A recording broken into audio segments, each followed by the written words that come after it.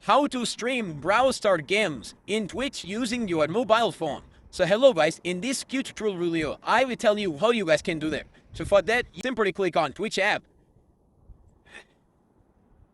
Here you will see home browser plus icon profile activity. Simply click on that plus icon. Here you will see stream games, stream IRL. Stream games means you can stream any games, and stream IRL means like you can use mobile camera to stream. So I will simply click on stream games.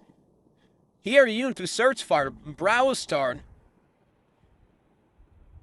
Here we go. When I click on that, after that you need to simply click on continue. Once you click on continue, you need to write title, and after that you need to click on 8 tags like legit tags. When people search on Twitch about that game, your level will be shown to that. So once you do that, after that you simply click on open stream controls.